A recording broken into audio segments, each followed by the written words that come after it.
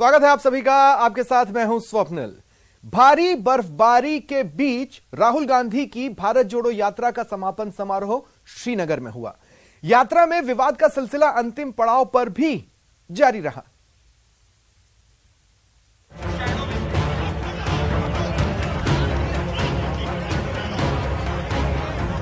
Congress party को श्री नरेंद्र मोदी कश्मीर से धारा 370 हटाने के लिए तहे दिल से धन्यवाद करना चाहिए, जिसकी बदौलत निर्विघ्न वो लाल चौक पर तिरंगा फहरा सके। जम्मू कश्मीर के लोगों ने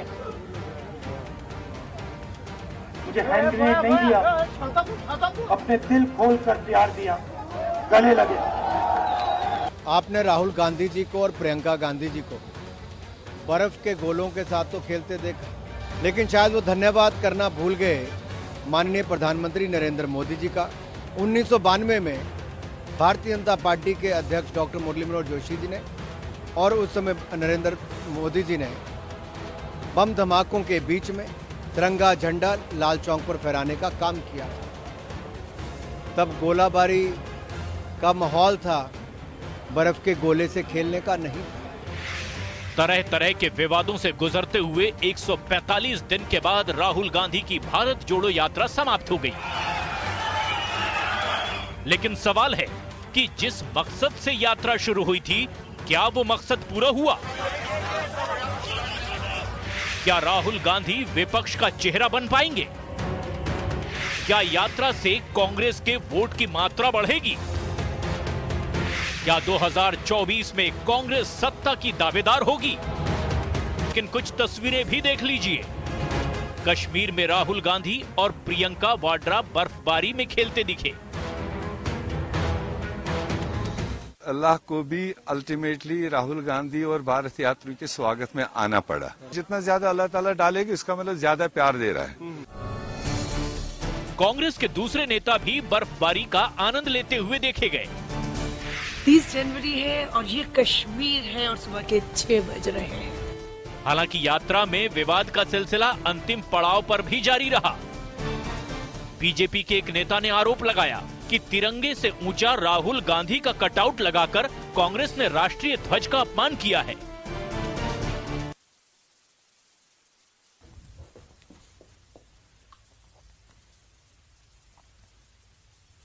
राहुल गांधी के नेतृत्व में कांग्रेस की भारत जोड़ो यात्रा का समापन श्रीनगर में हो चुका है। यात्रा को लेकर बीजेपी ने कांग्रेस पार्टी और राहुल गांधी पर हमला किया। बीजेपी नेता सुधांशु त्रिवेदी ने कहा कि यह यात्रा राजनीतिक उद्देश्य से प्रेरित थी, लेकिन इसी उद्देश्य में असफल दिखाई दी है। ये लोग न तो गांधी के प्रदेश गए, न ही नेहरू के प्रदेश गए।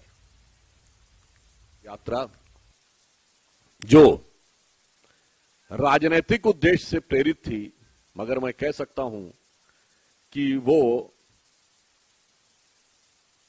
अपने राजनीतिक उद्देश्य में, अपने राजनीतिक ध्येय में, अगर आप पूरी यात्रा का क्रम देखेंगे तो नितांत असफल दिखाई पड़ी। पाकिस्तान एक बार फिर बम धमाके से कांप उठा। पेशावर की एक मस्जिद में आज दोपहर को जोरदार धमाका हुआ। यह धमाका पेशावर के पुलिस लाइंस इलाके में स्थित मस्जिद में जोहर की नमाज के दौरान हुआ। मस्जिद में विस्फोट से कई लोगों की जान चली गई। जियो न्यूज की रिपोर्ट के मुताबिक धमाके में 28 लोगों की मौत हुई है, जबकि 150 से अधिक लोग जख्मी हुए हैं। मृतकों की संख्या और बढ़ने की आशंका है।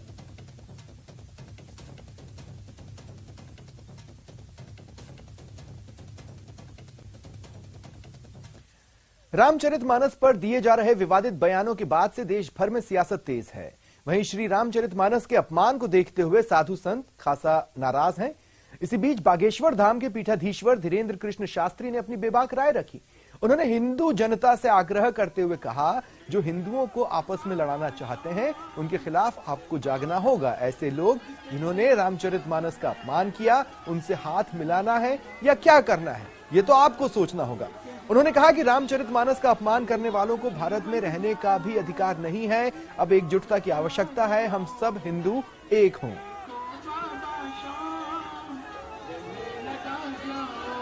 समूचे भारत के लोगों से हम कब से चिल्ला रहे, कब से बोल रहे, सब एक हो। अब एकजुटता की आवश्यकता है। रामचरितमानस राष्ट्रीय ग्रंथ हो और भारत हिंदू राष्ट्र हो, ऐसी मांगने की आजादी सबको है, हमको भी है, और हम सब हिंदू एक हों, ऐसी हमारी ईश्वर से प्रार्थना है और हम उसी के लिए कार्य कर रहे हैं। हम जुटे रहेंगे जब तक तन में प्राण रहेगा। हमें भरोसा है अपने इष्ट पर, अपने गुरुदेव पर। पाकिस्तान के हालात खराब हैं, जहां पेट्रोल की मार आम जनता पर पड़ रही है। बिगड़ी अर्थव्यवस्था से जूझते पाकिस्तान में पेट्रोल और डीजल के दाम 35 रुपए प्रति लीटर बढ़ाने का फैसला हुआ। इस फैसले के बाद पाकिस्तान की जनता का हाल बेहाल हो गया है।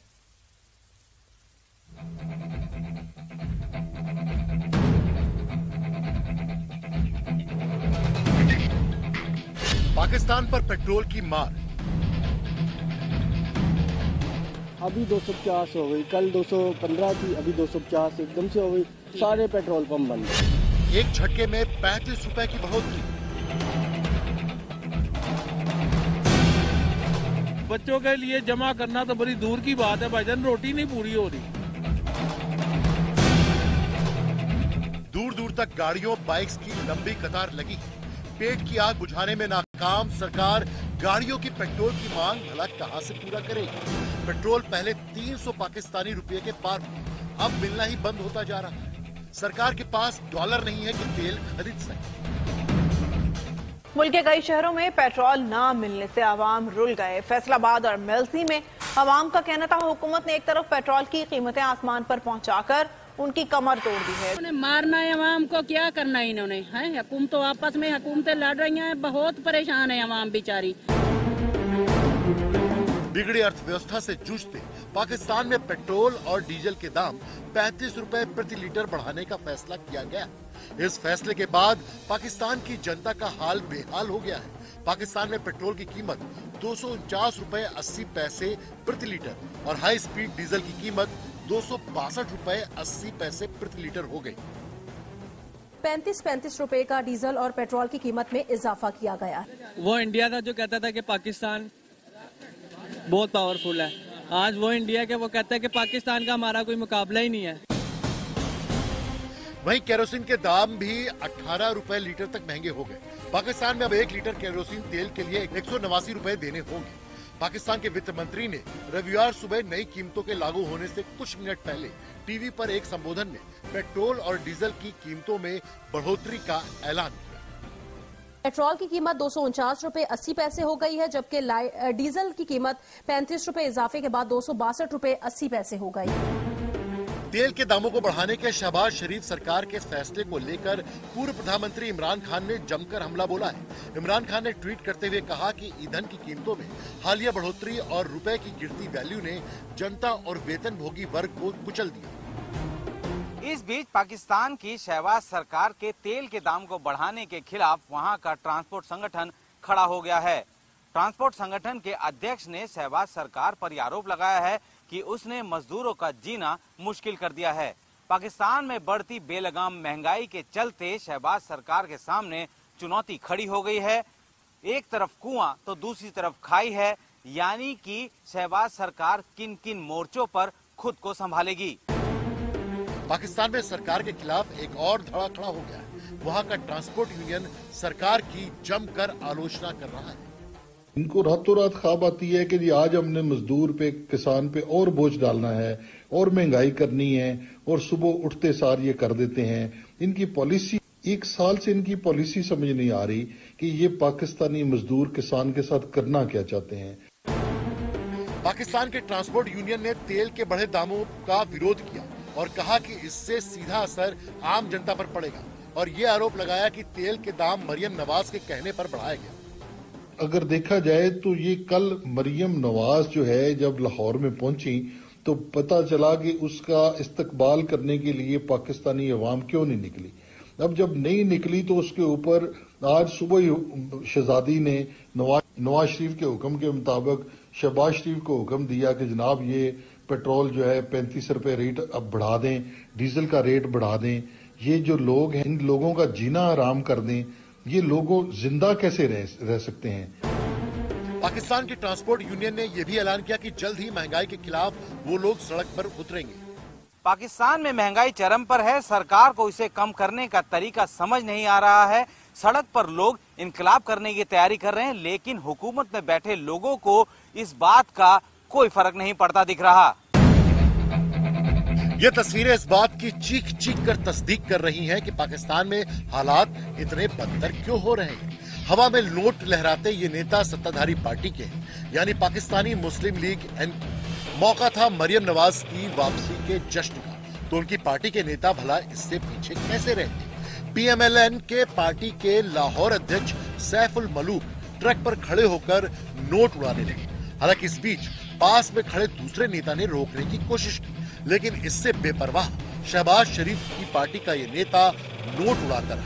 पाकिस्तान भुखमरी के कागार पर है, लेकिन वहाँ के नेताओं की मौज है। वहाँ की सरकार जनता की मदद करने के बजाय शाह खर्ची और फिजूल खर्ची में व्यस्त है। हिमाचल प्रदेश में फिर से गुब्बारों के साथ पाकिस्तानी नोट मिला है। पहले शिमला में और अब मंडी के गांव में पाकिस्तानी नोट मिलने से सुरक्षा एजेंसियों के कान खड़े हो गए। सवाल है कि क्या हिमाचल में मिल रहे पाकिस्तानी नोट किसी की शरारत भर है या किसी बड़ी साजिश का हिस्सा। हिमाचल में पाकिस्तानी नोट वाली साजिश। तीन दिन में 2 जगह मिले पाकिस्तानी नोट।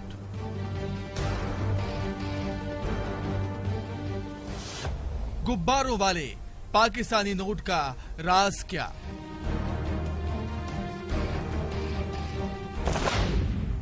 BAX 1893905 क्या 10 रुपए के नोट का ये नंबर हिमाचल में किसी बड़ी साजिश का कोडवर्ड है?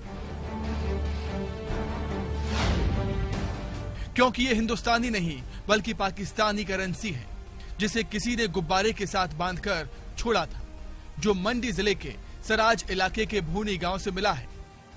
10 रुपए का Pakistani note pink, orange, yellow और ब्लू कलर के कुल 7 गुब्बारों से बंधा हुआ मिला, जिसकी सूचना पाकर पुलिस ने गुब्बारे और नोट को अपने कब्जे में ले लिया। पता लगाया जा रहा है कि आखिर इसके पीछे कौन है और उसकी मंशा क्या है।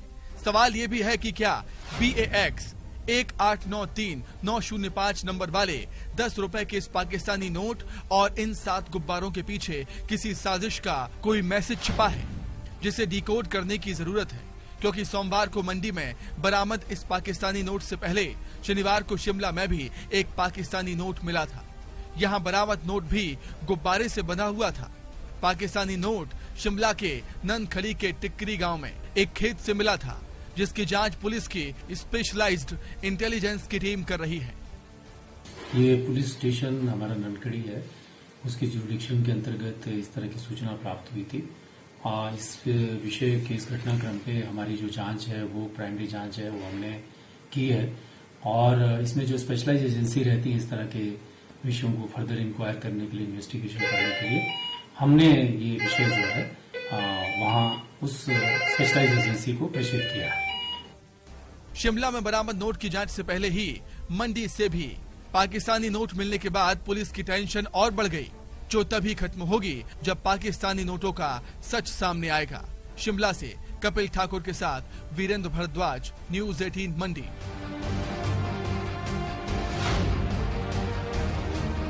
आंध्र प्रदेश के सीएम जगन मोहन रेड्डी को ले जा रहे एक विशेष विमान की सोमवार को इमरजेंसी लैंडिंग कराई गई। विमान को उड़ान भरने के कुछ देर बाद ही तकनीकी खराबी के चलते गन्नावरम एयरपोर्ट पर आपात स्थिति में उतारना पड़ा। विमान सुरक्षित उतारा गया है। सीएम जगन मोहन रेड्डी आज दिल्ली जाने वाले थे। मुख्यमंत्री वाईएस जगन मोहन रेड्डी और अधिकारियों की एक टीम शाम 5:03 पर दिल्ली के दौरे के लिए रवाना हुई। कुछ देर बाद पायलट को विमान में तकनीकी खराबी दिखी। फ्लाइट शाम 5:27 पर फिर से विजयवाड़ा हवाई अड्डे पर उतरी। गन्नावरम एयरपोर्ट पर विमान को उतारा गया।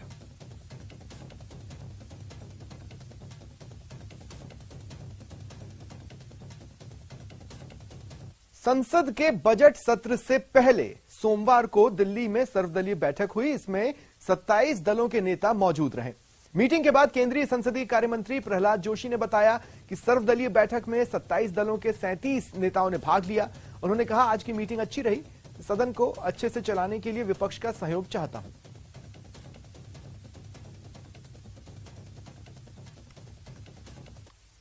absolutely no issue as far as discussing any issue under the rules and procedures permitted by the chair. Overall, in a good atmosphere, meeting went on well, and I seek the cooperation of all the opposition.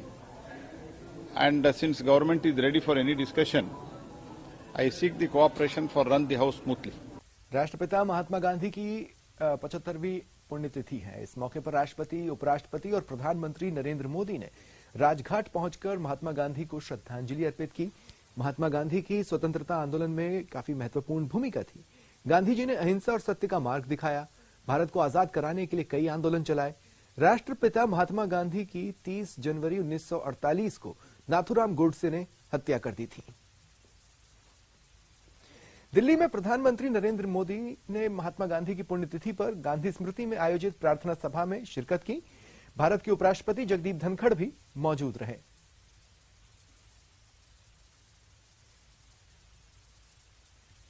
और अब बात करते हैं बर्फबारी की। आज पहाड़ों में बर्फबारी हुई है। श्रीनगर, बारामूला, पुंछ, बडगाम, गुलमर्ग समेत कुल 10 जगहों से बर्फबारी की तस्वीरें आपके टीवी स्क्रीन पर हैं, जहां की तस्वीरें आप देख पा रहे हैं।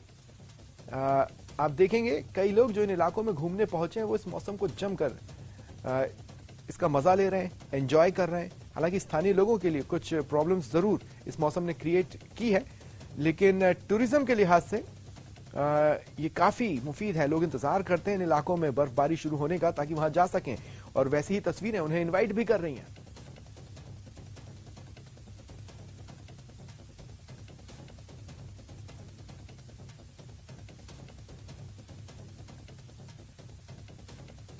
पाली से बड़ी खबर है। रोहट में ट्रकों में भिड़ंत के बाद आग लग गई। भीषण आग में ट्रक चालक जिंदा जल गया। बड़ी खबर पाली से आपको बता रहे हैं। रोहट में ट्रकों में भिड़ंत हो गई, जिसके बाद आग लगी। भीषण आग में ट्रक चालक जिंदा जल गया है। फिलहाल आग पर काबू पाने की कोशिशें चल रही हैं। हादसे से हाईवे पर लंबा जाम लग गया है।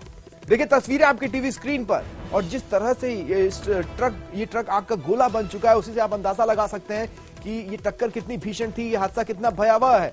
गाड़ियां वहीं पर पलट गई हैं और ऐसे में वहां पर जाम की स्थिति बनी है। रोहट थाना क्षेत्र के रामटीला के पास जो हुआ, उसकी तस्वीरें आपके टीवी स्क्रीन पर। ट्रक आपस में भिड़ गए, जिसके बाद उनमें आग लग गई। एक ट्रक चालक इस आग में जिंदा जल गया है। बड़ी खबर, और ये तस्वीरें आपके टीवी स्क्रीन पर।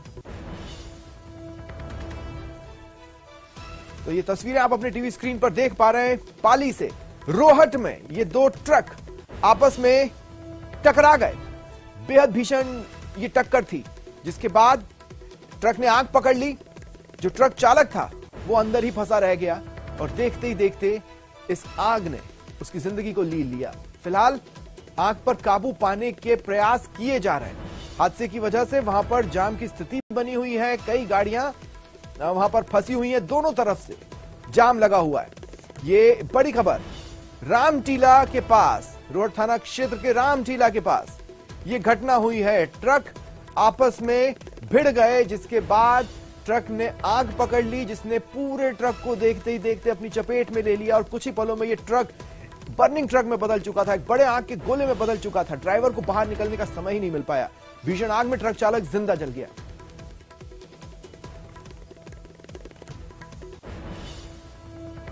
और अब प्राइम 25।